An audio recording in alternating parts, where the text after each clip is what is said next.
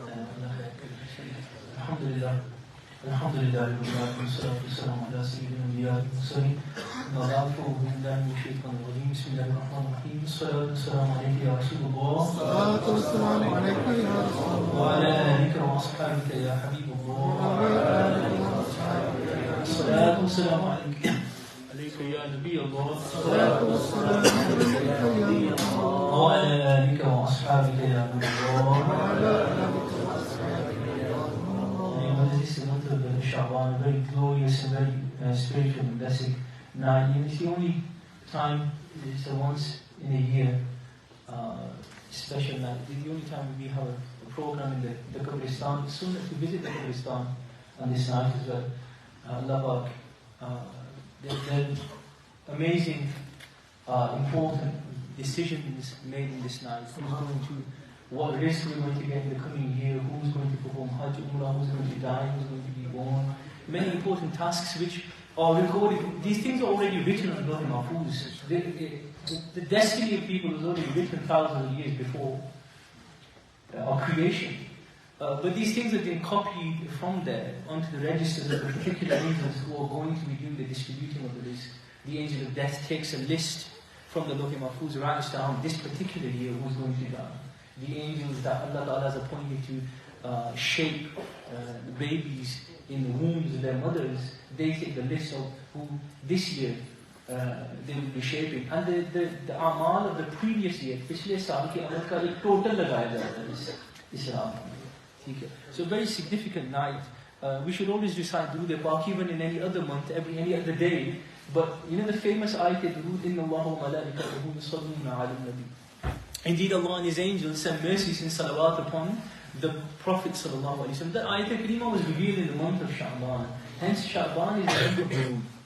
It has a particular significance and connection with Durood, a relation with Durood. So we should recite Durood Pak, especially in this month. So please recite Durood Pak. Now, Sallu ala al-Habib. Sarkar Sallallahu Alaihi Wasallam said that there are certain nights. Hadith Pak says that there are certain nights where the souls of the dead people, the dead believers, they come and they visit their homes, they come home and they stand at their doors. And one of those nights is Shab Barat, where the souls of your deceased, dead relatives, loved ones, they come home, they visit you. And what do they want? They don't want food, they don't want drink, they've passed away. What do they need in the afterlife? In the Alam al-Barzakh, they need sawab. So they expect you to do something Isali sawab for them. There's a great story. Our blessed Shaykh al-Tariqat, one of his books is Nahr Ki Sadain, the calls of the river. And I just want to read this really brilliant, amazing, hopeful, merciful story.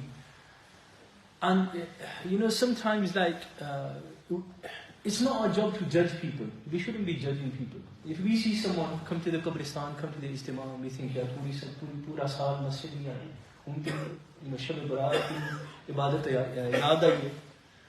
Yeah, someone who we know is doing something haram, something major haram as well. And we see him on the night on Shab Barat, we see him coming to the masjid. And it's not our job to say, what are you doing here? Have husn zan with other people and do badgumani with yourself. If anything, think good of other people, think bad of yourself. You know, even if you see a sinner, think he could repent, he could do tawbah and die in a better state than I die, and he could be in a higher, loftier place in paradise than I am. And even though I might look better than him, more pious and closer to my deen today, but that may not necessarily be the case at the time of death. And the time of death is what matters. It's not what someone looks like, what someone's shakal is better or worse than someone else's today. إِنَّمَا الْأَعْمَالُ بِالْخَوَاتِيمِ. Your actions depend on your deaths.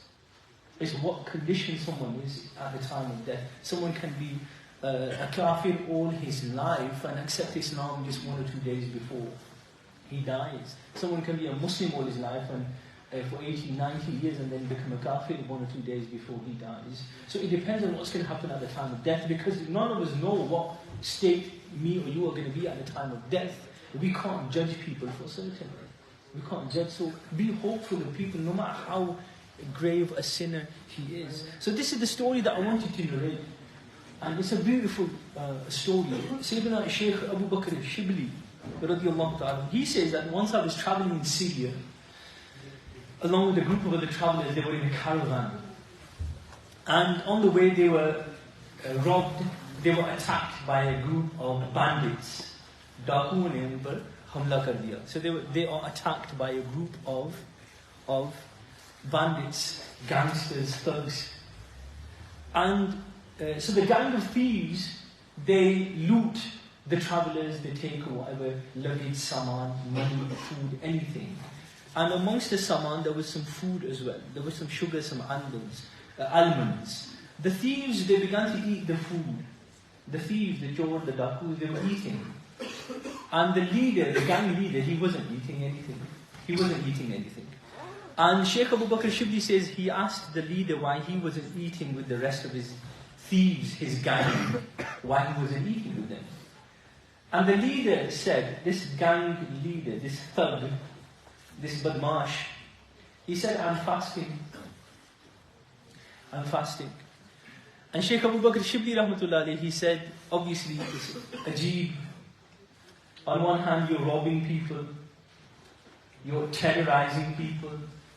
On the other hand you've got a roza. So what's all that about? And the gang leader, he says, he gives an answer. He says a man should do something to keep the door of reconciliation open with his creator.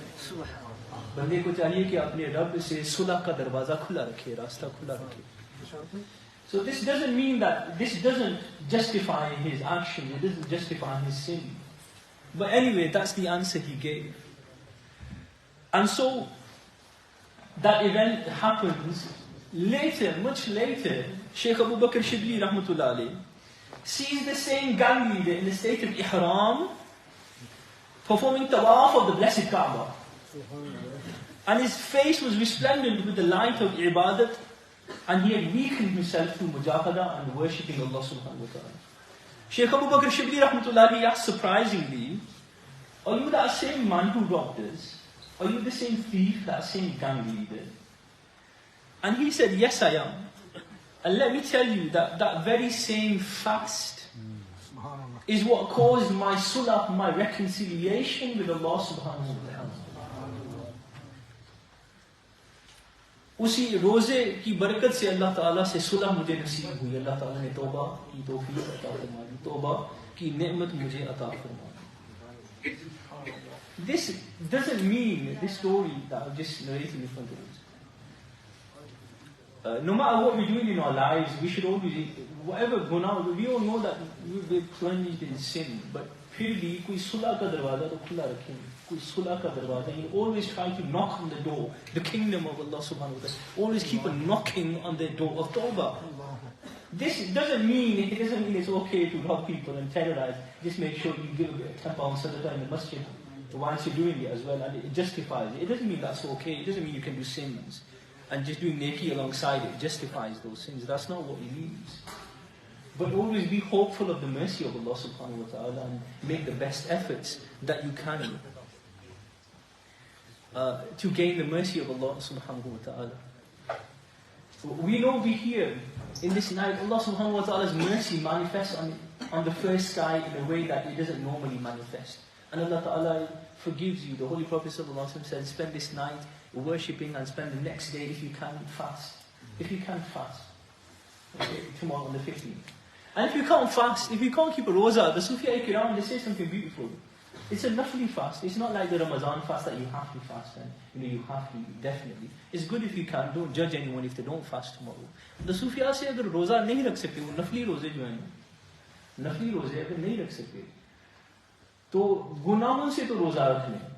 At least if you don't want to keep the fast where you don't eat and drink for the whole day, at least fast from sins, which is a roza that we're supposed to really keep every single day of the year, which means fast from backbiting, fast from looking at haram things, fast from listening to haram things. Gunahon se to roza rakh le, agar wo nafli roza na to, wo roza to farz hai, that's a farz, it's an obligatory roza. The Holy Prophet ﷺ said that in this night millions of people are freed. from the fire of hell. That's why it's called Barat, Laylatul Barat. What does the word Barat literally mean? It means freedom. Azadi ki raat hai. Freedom from what? Freedom from what? Freedom from fire, freedom from hell. Because for a Muslim, as a Muslim, that should be our main incentive, shouldn't it? This dunya, remember, for a Muslim, living this dunya as though it's just a service station. You're a traveler, you're just passing by here. This isn't your abode, this isn't your eternal abode. Some people, no matter how, they want to make it heaven. They're living as though they're never going to die. But as believers, it's fundamental belief that this is just, we're passing by this dunya. When we die, death isn't the end of you. The soul doesn't die. Soul never dies. The soul never dies. Everyone in this Qabristan, we can't see them moving. They can hear us. They can see us. The soul doesn't die. Death is just a shifting into a different realm. It's a different phase of life. If you think of death, if you understand that when we die, we just shift into the alim al-barzakh, you think of death as not the end of life, another phase of life. So it changes your perception and your view on what life is. Sallu ala al-Habib, sallallahu alayhi wa sallam.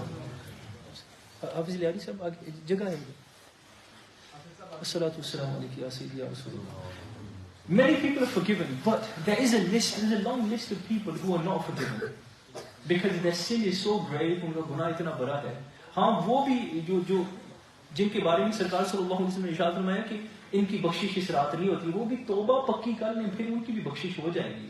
लेकिन वो तौबा ना करें, और उन गुनाहों से तौबा ना करें. There's such grave sins. If they don't repent for those sins and then just do dua, Ya Allah forgive me, the Holy Prophet ﷺ said their duas won't be forgiven. If they sincerely repent from those sins, one of the people mentioned is someone who disobeys his parents. Another one who begrudges other Muslims. Just ke dil mein keena ho, hatred. You've got malice and hostility for Muslims. And without removing that malice, without apologizing to parents, another is sharab ka adi. Okay. Without repenting, without stopping those things and expecting forgiveness, that's, don't mock the mercy of Allah. Allah Ta'ala is Rahim and Rahman, but He's Qahar and Jabbar as well. Okay? If He has wrath as well. So don't mock the mercy of Allah Ta'ala by just doing bad things, think you can violate people's rights, you can make life living hell for certain people, and then just come to the masjid one night and give £10 to the masjid, or a deg of langar to the masjid, and that's fine, that's justified. That's mocking the mercy of Allah subhanahu wa ta'ala.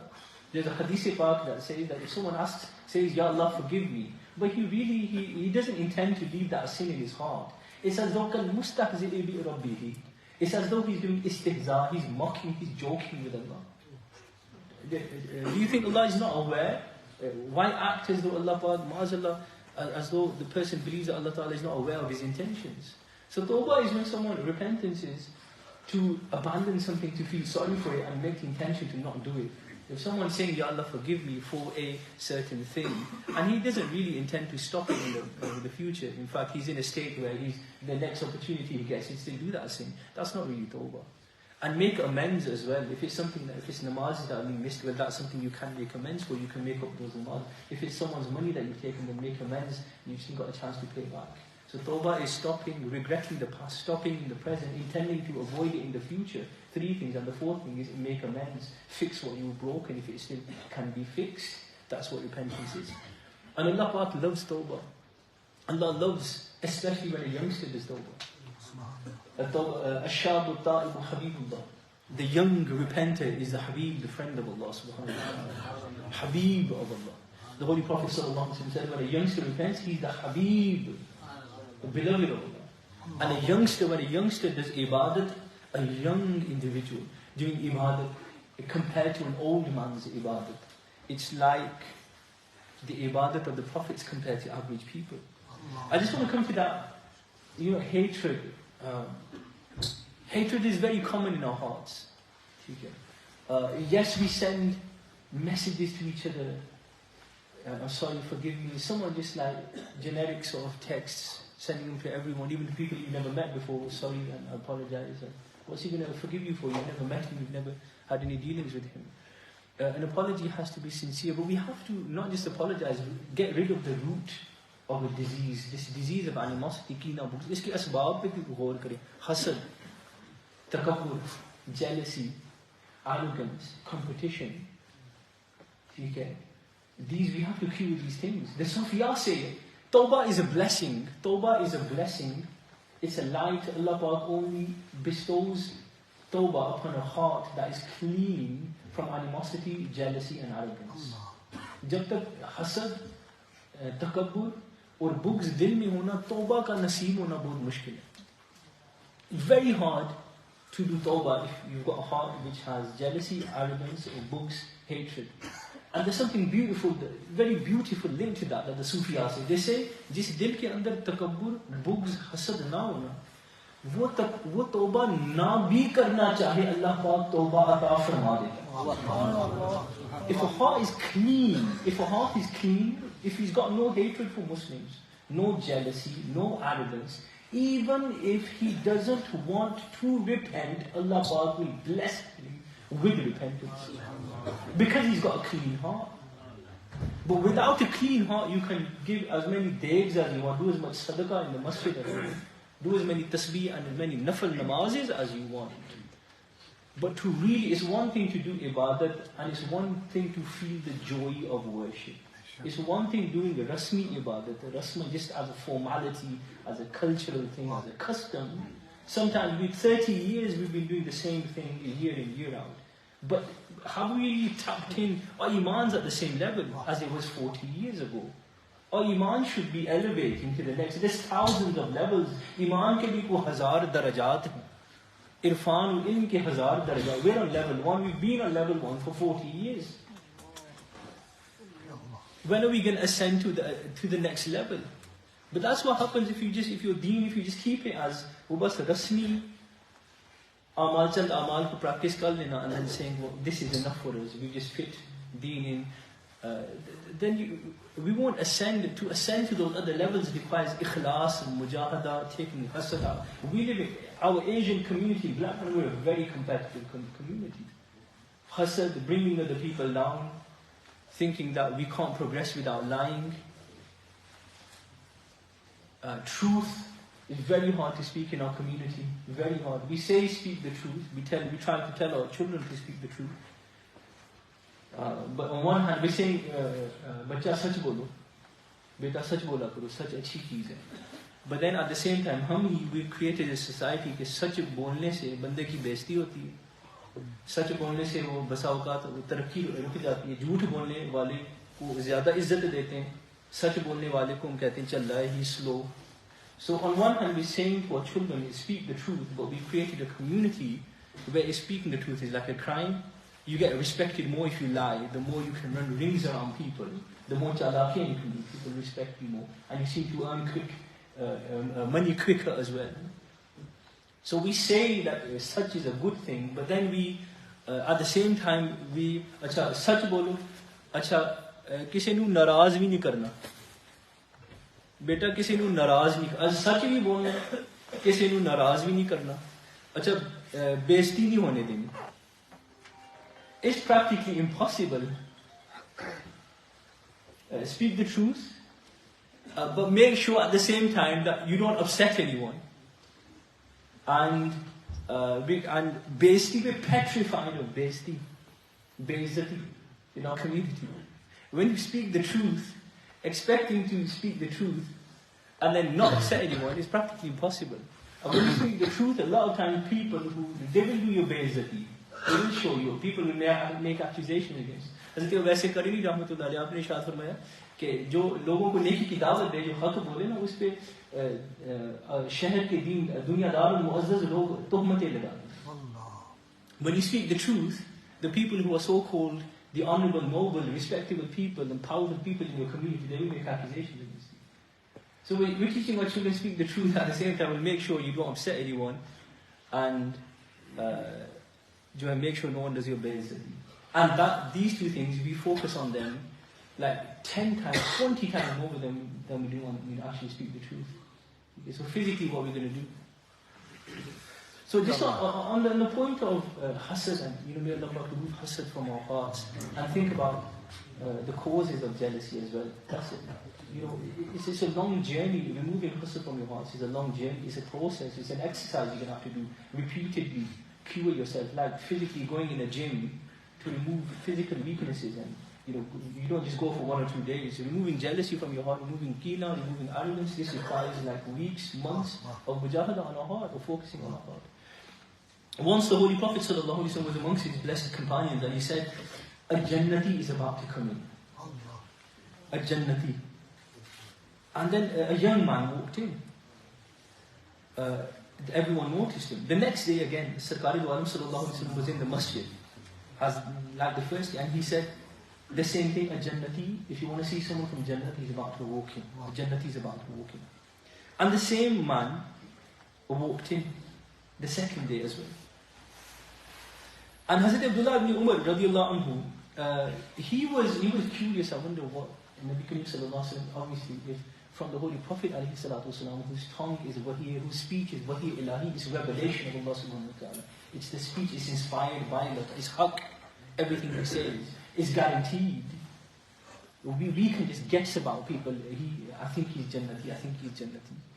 But his sallallahu alaihi wasallam speech is a fact. Whatever comes out of his blessed divine mouth is a fact.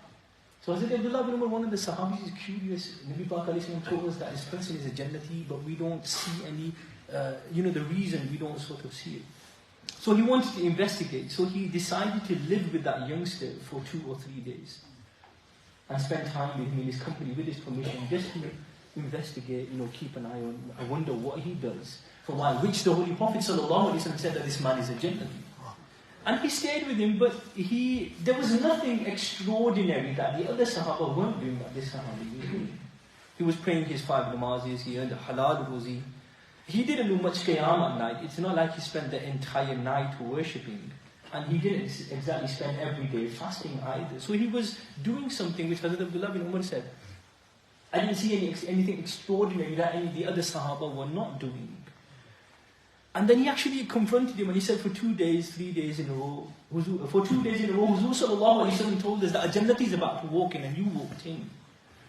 Both days you came. And please tell us the reason. What amal do you do? And the Ansari, the young man, he replied, I don't do a lot. I don't do a lot of ibadat. But I have absolutely no jealousy or animosity in my heart. No jealousy or animosity in my heart. Hazrat Abdullah bin Umar, when he heard this, he started to cry. And he said, Ye tere siwa aur kise muyassar hai. He said, this really is something that you're the only one who can do this. So a heart free from jealousy, free from arrogance. A lot of times we're jealous and we don't even know we are. A lot of the times we are arrogant, we don't even know we are. Sometimes we know, but we don't want to admit it. We don't want to admit that thing. We don't want to admit it. Sallu ala al-Habib, sallallahu ta'ala, ala Muhammad sallallahu alayhi wa sallam. So I was speaking about arrogance and jealousy, and because that's one of the people, the Holy Prophet sallallahu alayhi wa sallam said that people have hatred for each other. They're not forgiven even in this night until they remove that. That's where, all the apologizing and I'm sorry, that's where it comes from. It comes from a hadith. But the thing is that we've turned into a culture and just apologizing to people who we don't even know. Someone might come up to me and I've never met him and say, I'm sorry, forgive me for anything I've done wrong. And, it's not me you should be apologizing to. Okay. So it comes from a hadith, apologizing, asking and cleaning our hearts. And I mentioned earlier that tawbah, for as long as jealousy and arrogance and animosity are inside a person's heart, tawbah nasib will make nothing. Okay. Sometimes you see, another thing of hating Muslims. If you see a Muslim do something bad, hate his sins, don't hate the sinner. Hate the Muslim's sins, don't hate the sinner. Okay? And what we often do, होना तो ये चाहिए कि किसी मुसलमान से गुनाह सरजद हो जाए, उसके गुनाह से नफरत करें, उसकी ज़ात से नफरत न करें, उसके काम से नफरत करें, ज़ात से नफरत न करें. Not his self, his actions. But it's very hard to do that. Because when you see someone doing wrong, we most of the time, we hate the zaat, we hate the person. हम zaat से नफरत करना शुरू कर देते हैं. And the Sufiya say वो इस तरह सोचें कि मुसलमान की ज़ात अलग है, उसके काम अलग हैं. Think of a man वो जो उसके बुरे काम है ना, बेनमाजी है या वो बुरे काम हुकूक खराब तलफ करता है, he doesn't fulfill the rights, he violates rights, he does whatever haram he does.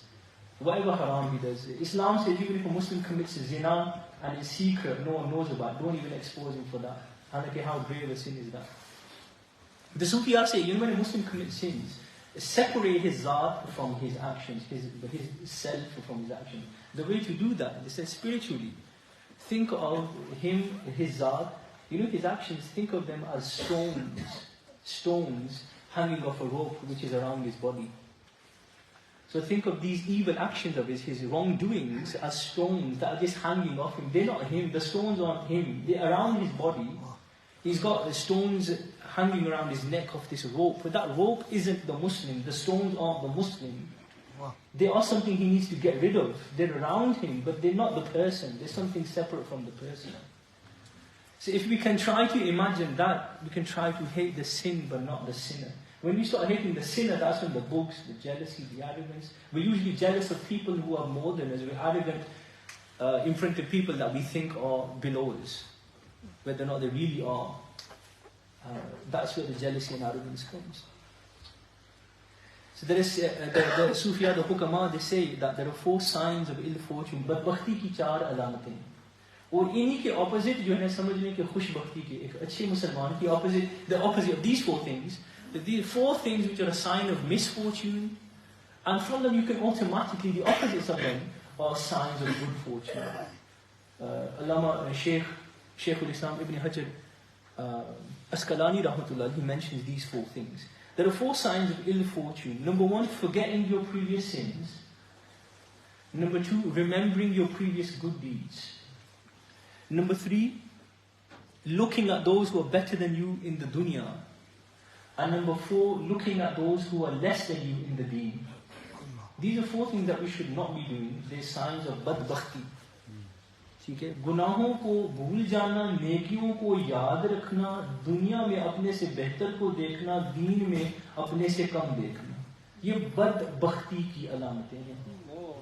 These are signs of ill fortune. And I said earlier that इन्हीं के opposites खुशकिस्मती की अलामतें. So what are the opposites? What are the opposites of those 4? Remembering sins, forgetting nekiyan, forgetting good deeds.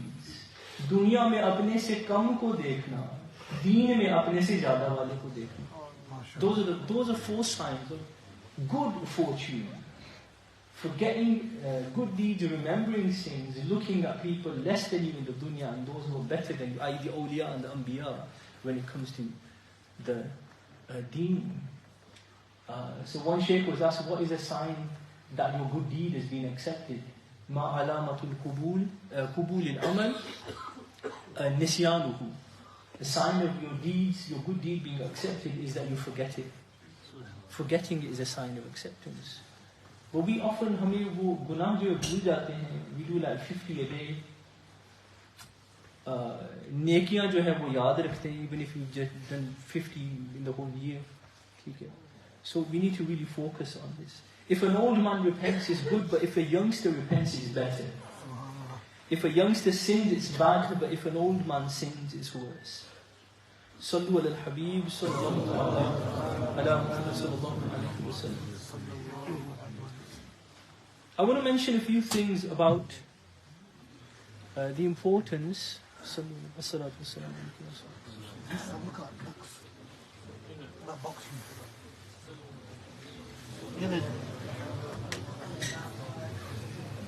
Can you sort it on that?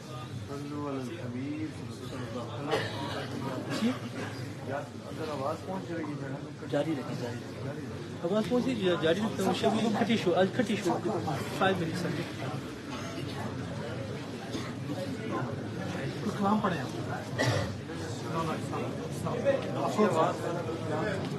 Voice, strong voice Kalam.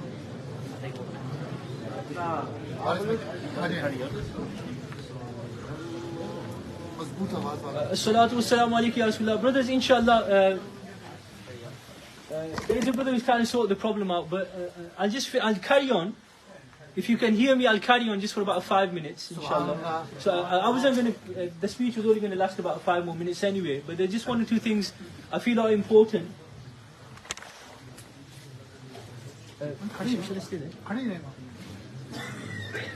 Sallu ala al-Habib, salatu wassalamu alayka ya Sayyidi ya Rasulullah. But this I'll carry on, inshallah, and just after a short while, inshallah, थोड़ी देर मजीद zikr के हवाले से हम कुछ सुन लेते हैं, and then inshallah we'll quickly go on to our zikr and dua, inshallah. So we won't be here for long anyway. Hopefully the brother can sort the problem out, but even if it's not sorted out, if you can hear me at the back, inshallah. Salatu wassalamu alayka ya Sayyidi ya Rasulullah, salatu wassalamu alayka ya Habibillah. Brothers, there was something important, so I would love to mention this. Something about zikr. It's easy, a lot of us, we remember Allah subhanahu wa ta'ala in times of difficulty, but we forget Him in times of happiness. In the Quran Kareem, Allah Pak repeatedly says that doing dua and remembering Allah in times of difficulty, but forgetting Him in times of happiness, this is what the kafirs, it's what the disbelievers did, and it's what the hypocrites did. So remembering Allah Ta'ala in times of difficulty and doing dua, even a kafir, even someone weak in his iman, sometimes even atheists who don't believe in God, in times of difficulty, even they start contemplating, well, I need help. In desperation, even an atheist might try turning to Allah subhanahu wa ta'ala. So real ikhlas is to remember Allah Ta'ala if you're thinking of Him, praying to Him in times of difficulty, and if He saves you and pulls you out of that difficulty, for you to, out of gratitude, remember Him even more. So ये कसरत के साथ अल्लाह पाक ने इसको कुरान पाक में बयान फरमाया कि सिर्फ मुसीबतों में उसका जिक्र करना, दुआएं मांगना और फिर खुशहाली में उसको भूल जाना, ये कुफार की सिफत है. सरकार दो आलम सल्लल्लाहु अलैहि वसल्लम said, if you want Allah to accept your du'as in times of difficulty, then pray to Him excessively when you're happy. So only praying to Allah Ta'ala and only remembering Him in times of difficulty, that actually, and then not praying not remembering Him in times of happiness, is actually a means of your prayers in difficulty not being accepted. Not being accepted. Nabi Kareem Sallallahu Alaihi Wasallam also said, remember Allah in times of difficulty, know Him in times of happiness, Remember Allah in times of happiness, and His mercy will be there for you in times of difficulty. And I just want to mention Shaykh Abdul Haq Muhaddis Dehlevi Rahmatullah Alayhi. Again, talking about zikr. We talk about remembering death and about remembering Allah subhanahu wa ta'ala. So, zikr-e-maut and the zikr of Allah. This is an interesting thing. We remember death and we remember Allah to soften our hearts. But the scholars say, sometimes remembering death and remembering Allah hardens your heart. How can the remembrance of Allah and the remembrance of death harden your heart? कि अल्लाह का जिक्र करे, मौत को याद करे और बंदे का दिल सख्त हो जाए, ये कैसे हो सकता है? मौत को याद करने का मतलब ये कि दिल में खुदा ताला का खौफ और खशियत हो और उसके हुक्म के मुताबिक अमल करे और आखिरत के नफे को दुनिया के नफे पर मुकद्दम रखे और तरजीह दे. वरना बगैर अमल के सिर्फ गफलत के साथ मौत का चर्चा करना और उसको याद रखना, ये कोई चीज नहीं, इससे दिल सख्त होता है. और गफलत के साथ, बेअमली के साथ अल्लाह का जिक्र करने से, सिर्फ जुबानी जिक्र करने से दिल सख्त होता है. Shaykh Abdul Haq Muhaddis Dehlevi Rahmatullah Alayhi is saying, the remembrance of death and the remembrance of Allah subhanahu wa ta'ala benefits you when you do it when you're present, when your mind is present, and when you're doing it from the heart. Just doing it on the tongue without really doing it seriously. And we'll come to the graveyard. Imam Ghazali says many people, they come to janazas and their hearts get harder. They come to janazas and their hearts get harder. Every janazah we attend, our heart should get a tiny bit softer, shouldn't it? But these are ghafil people who are just coming to janazah just to show their face. They're not really present, their hearts aren't present. They're not seriously being there. And they're not practically remembering death or practically doing zikr. Even their du'as are just on the tongue. So I felt it was more important to mention that if we know that, then we can do zikr properly, and then we can gain full benefit from our zikr and from our remembrance of death. Otherwise, some of us for 40 years we've been janazeh, TJ, coming to the qabristan, we've lowered people into the graves. Zikr we do week in, week out. But why are our hearts not changing? Because it's just off the top of our heads. It's like half of our attention is at home, and only half of our attention, we're only paying attention, not as much in our zikr of Allah subhanahu wa ta'ala. So the Sufiya say, zikr ke liye shart hai ki you do it with force.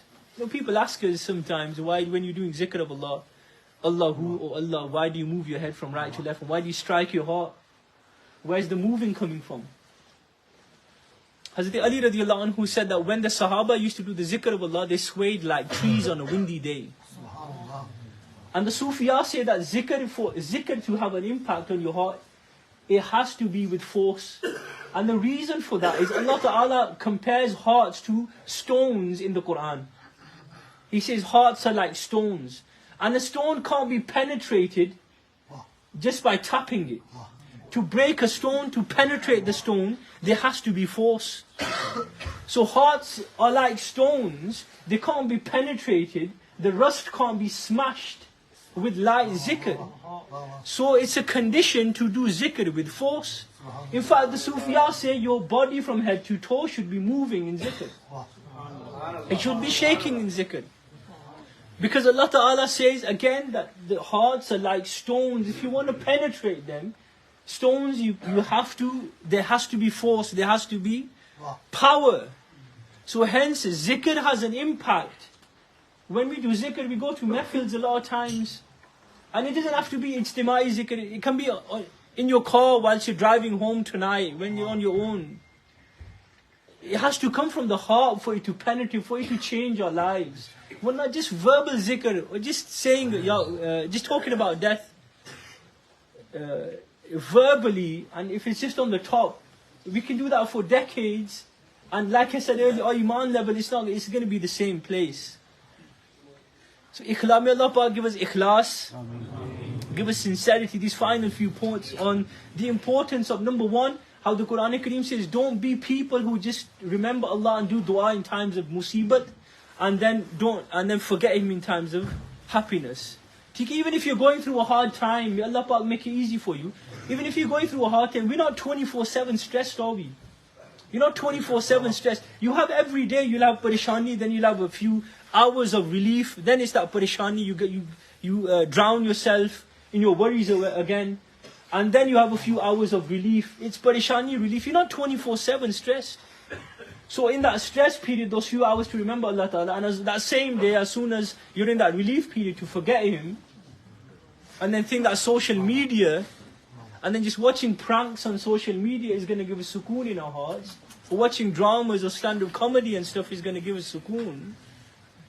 Whereas the sukoon is in remembering Allah Ta'ala, not just in times of difficulty. Remember what our Prophet ﷺ said, if you want Allah Ta'ala to accept your du'as in times of difficulty, pray to Him excessively when you're happy, when you're in comfort. So that's the sifat of the kuffar. And the second thing that I finished off with was that sometimes the zikr of Allah or the zikr of death can harden a person's heart. But that doesn't mean stop doing zikr just because your heart's not present. Keep on doing it. Don't stop a good deed because you're not in the mood or you're not feeling the sukoon. Don't stop a good deed because you're not feeling the sukoon, you're not feeling some joy. Keep on doing it. Just like when a sick person, he won't feel, he has to eat medicine, sometimes his taste senses, his taste buds get affected. You put some sweet in his mouth, but he doesn't know it's sweet. So don't stop ibadat because you're not feeling the sukoon. The zikr of Allah, it's like when you try setting fire, you smack two stones together to get sparks. Sometimes on the first smack, on the first strike, you don't get that spark, you don't get a fire. To ignite a fire, you have to keep on striking it. So keep on striking your heart with the zikr of Allah. If it doesn't spark the first time, keep on repeatedly. Never stop striking your heart with the zikr of Allah Ta'ala, and it will ignite one day. It will ignite one day. May Allah Subhanahu wa Ta'ala forgive us and ignite all our hearts for the sake of this blessed night. Ameen.